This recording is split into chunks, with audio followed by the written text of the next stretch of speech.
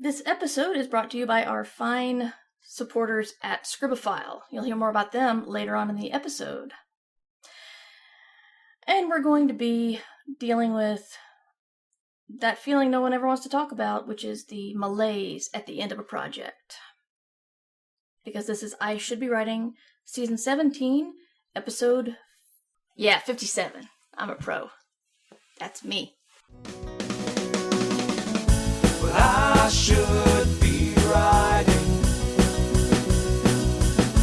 I should be working on my craft. I should be writing. I should be submitting my next draft. But I'm sitting home watching Doctor Who. So hi there, welcome to I Should Be Writing. Right now it's live on Twitch. Later on it will be not live on your RSS feed. However you're listening or watching, I'm glad to have you here. This is a podcast for wannabe fiction writers. It's been going on since 2005. You'd think I would have everything to say about it, about writing, by now, but not everybody's listened to every episode, and I still like doing it. So my biggest news is the fact that I'm finished with the novella that has been my Jacob Marley's chain and lockbox around my neck.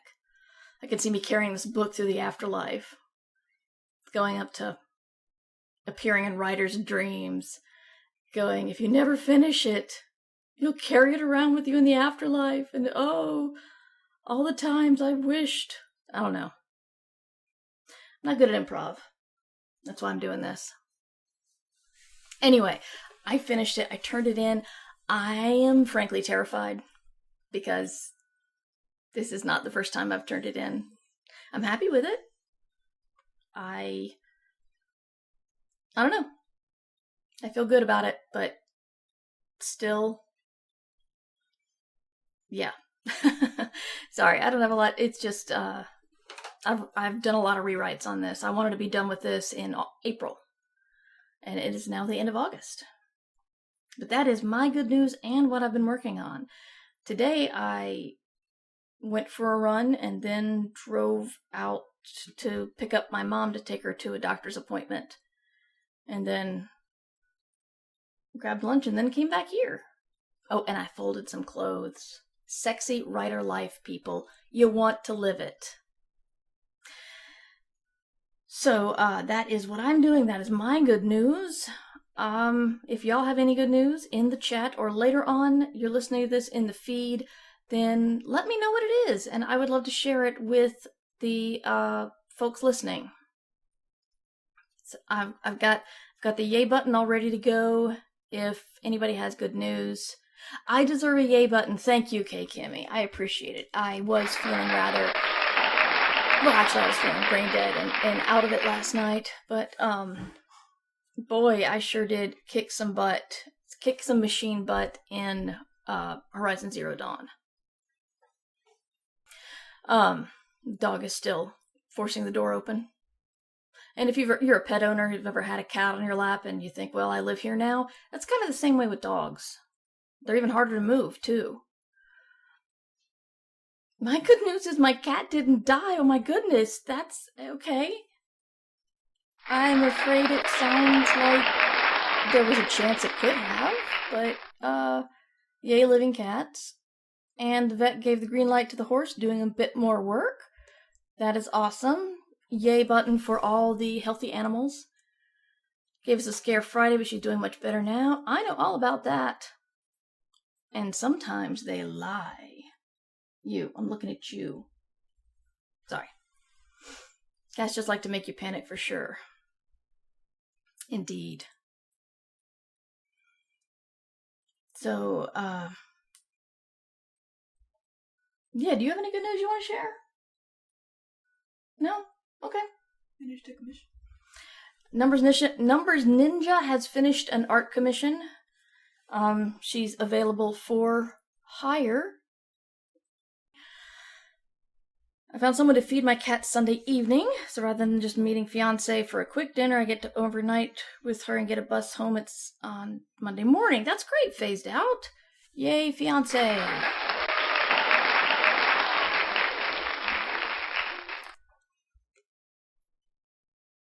And Shauna has started saving up for a down payment for a condo. That's awesome.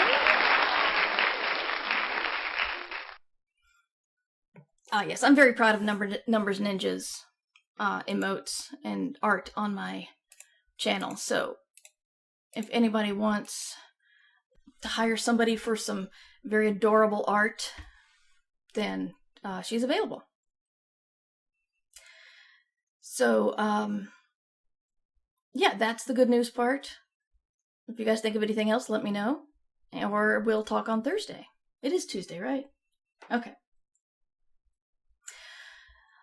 Scribophile is our sponsor this time, and I was very happy to be contacted by them because a lot of people always ask me, how do I find a writer's group? How do I find a beta reader? And especially during the pandemic, it's even worse. And Scribophile is a place where it's a writer's community where you can go and meet people who are looking for people just like you are. And it might take you a little while, but you'll eventually find people who you work well with, and you give each other's critiques on short stories, novels, screenplays, whatever you're working on. And it's a good way to have a community. So that's scribophile.com, and that's about it. Thank you for your support, Scribophile. And if y'all want to check that out, there is a free membership and a paid membership, and they both look pretty cool. I was sitting there at before stream, like 2 hours before the stream. I'd eaten, I was reading something, and I thought, wow, I've got so much time. This is the ADHD brain. I was just thinking, I've got so much time before the stream. And I folded some laundry and cleaned up some stuff and still had a lot of time. And then it went from I had a lot of time to I have 10 minutes. What happened in that middle part? I don't know. But the real thing I'm addressing is the post-project malaise. I know I've talked about it before, but as KKME said earlier, sometimes these things bear repeating, because it's not a feeling people accept. And it's a weird thing, because we're all human beings who go through the gamut of emotions, and yet society still tells us we have to feel a certain thing at a certain time. Like, one of the most stressful days of your life, according to psychologists, is your wedding day. That doesn't mean stress is bad. That doesn't mean you're not happy. It just means that it's a stressful day. Same with, like, big family holidays. They might be great, but they're stressful. And along the same lines, working on something massive and finishing it, there is the sense of relief, but there's also the sense of your mind is still it's been focused on must finish the thing. And it's been focused on it for so long that when you finally finish it, your mind's going, must finish the thing. And you're like, no. We finished it. We're good. Let's celebrate. Mind's like, no, finished thing. Forever we will be finished thing. It will never stop. But no, it stopped.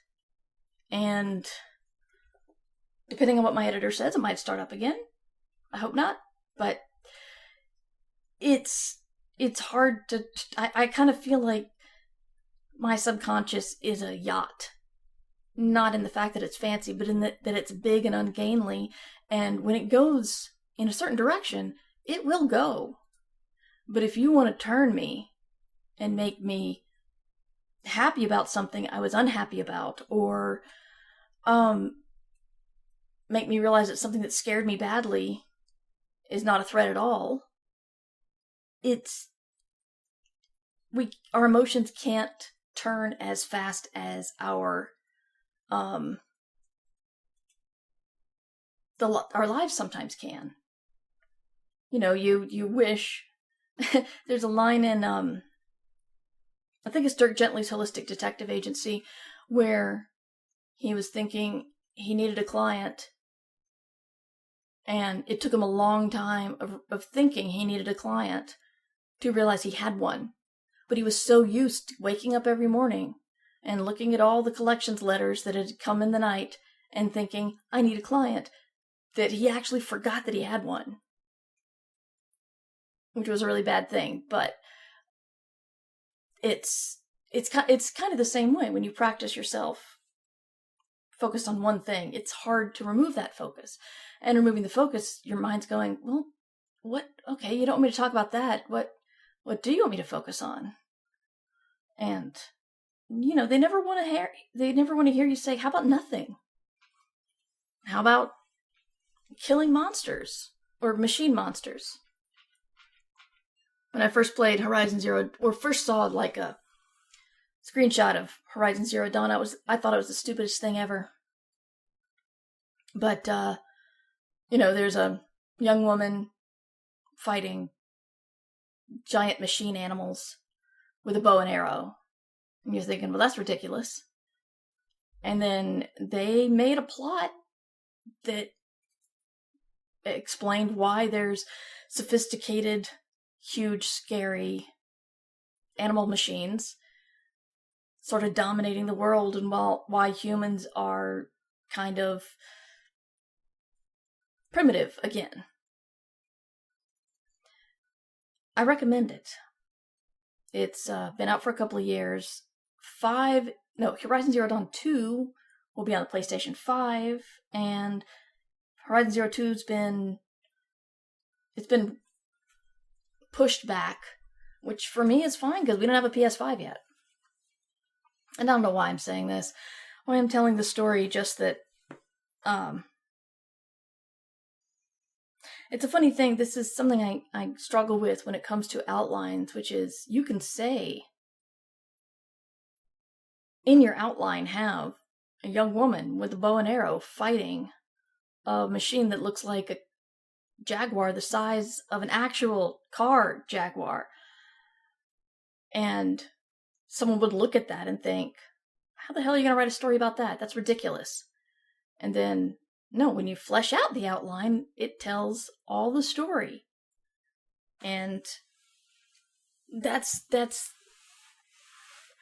one thing I don't like about outlines, because in my head, I know I can fulfill the promises that I'm making in the outline. But if the reader of the outline does not trust me to do that, they're gonna be skeptical. So I kind of feel like this is not quite a rejection type thing, obviously, because I turned something in. But in the same way that I have to give myself a bit of an emotional timeout. Not even a timeout, because that implies I refuse emotions, but more of I give myself time to just sort of let it work through me. I'm trying to give myself some time off of writing to let this project ending malaise wear off. So I'm trying to figure out what's on fire that I really need to deal with right now, and then sort of relax on the other stuff. The problem is I need to redo some outlines for book 2 of the Midsolar Murders. And I don't know if my mind is going to rebel against trying to plot so quickly after finishing the last thing. I think I might do the time-honored consume some media before I create again. I'm going to be watching some murder mysteries to see if that will spark something. I've been listening to some Agatha Christie's, but most of them are stuff I've read before. All right, I have Audible credits. I should get Murder in Mesopotamia. Anyway, So next on my plate is a couple of just outlines to see what I can work on next. And I will tell one thing that I'll speak very broadly, because this is not something I should be talking about in public, but I'll talk about it in very vague terms. I had to make a tough decision today.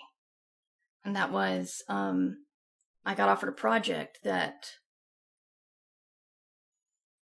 I thought sounded pretty good, but it's the thing again about people think that when publishers bid on a book, people think, okay, well, publisher A is offering X monies, and publisher B is offering X plus 1,000 or 10,000, whatever. So you go with publisher B, but there's so many other things going on in contracts that's not it. And the initial offer was pretty good, and I was very flattered that they thought of me, but there were some other things happening in the contract that I realized would not benefit me down the road. And it wasn't an easy decision, but it was the right one, I think. And that's probably all I can say about that, because, it's not happening, so it doesn't matter what it was. But yeah, I don't know.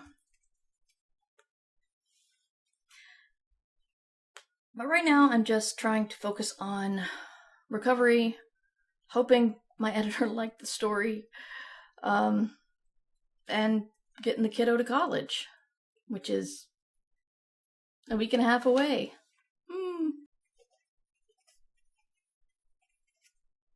I don't know if she'll be able to moderate all of my streams while she's there, but I hope we'll see her a couple of times in the stream. Okay. But if anybody has any questions about that, I'll check chat. Yachts can also run aground more easily than smaller boats have to check depths. I suppose that fits the metaphor quite well. I like that the book stack behind you keep growing. Yeah, there's 2 more stacks I can't show unless maybe I'll play with getting a tripod and a wider shot. But yeah, I've been cleaning up some of the books that have been lying around, and so I figured I'd put them above me. Anyway, I'm going to go ahead and end this here for the podcast listeners. Thank you guys for listening and subscribing. If you want to ask me a question, email mightymur@gmail.com. And you can find me online at murverse.com. And most of the socials, I'm mightymur. Find me on the Twitters and sometimes Instagram. I'm mightymur2 on there. I'm really not sure how that happened. I think it had to do with a Hotmail account that I can't get into now. But I have science fiction, I have a Star Wars novelization, I have a Minecraft book if you got kids who like that sort of thing, and I don't know what kid doesn't. And yeah, check out my other projects. But good luck to you, wear your mask, and keep working, because you should be writing. I do this to myself? This podcast is brought to you by my Patreon supporters. If you would also like to join the ink-stained fabulists, go to patreon.com/mightymur. I'm up on that shelf, on the spine of a paperback.